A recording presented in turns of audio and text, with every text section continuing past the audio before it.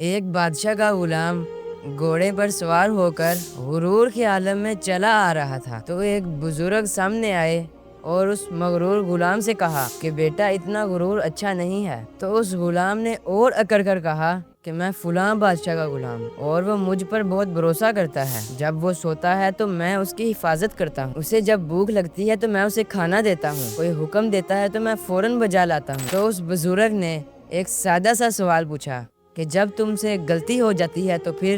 تو غلام نے کہا کہ اس صورت میں مجھے کوڑے لگتے ہیں۔ تو اس بزرگ نے کہا تب تو تم سے زیادہ مجھے اکڑنا چاہیے۔ غلام حیران ہو کر بولا وہ کیوں؟ بزرگ بولے میں ایسے بادشاہ کا غلام ہوں، جب میں بھوکا ہوتا ہوں تو وہ مجھے کھانا کھلاتا ہے، جب میں بیمار ہوتا ہوں تو وہ مجھے شفا دیتا ہے، میری حفاظت کرتا ہے، اور غلطی ہو جانے پر جب میں اس سے معافی مانگ لوں تو بغیر کوئی سزا دیے وہ اپنی رحمت سے مجھے بخش دیتا ہے۔ قل یا عبادی الذین اسرفوا علی انفسہم لا تقنطوا من رحمت اللہ ان اللہ یغفر الذنوب جمیعا انہ هو الغفور الرحیم۔ تو یہ سن کر وہ مغرور غلام بولا تب تو مجھے بھی اس بادشاہ کا غلام بنا دیجیے۔ تو بزرگ نے فرمایا تو بس اللہ کا ہو جا، کیونکہ اس جیسا رحیم، کریم اور معاف کرنے والا مالک پوری کائنات میں کہیں نہیں ہے۔ اگر آپ بھی اپنے رب سے آج تک دور رہے ہیں، آج ہی اپنے رب کی طرف لوٹ آئیے، کیونکہ وہ سزا دینے سے زیادہ معاف کرنا پسند فرماتا ہے۔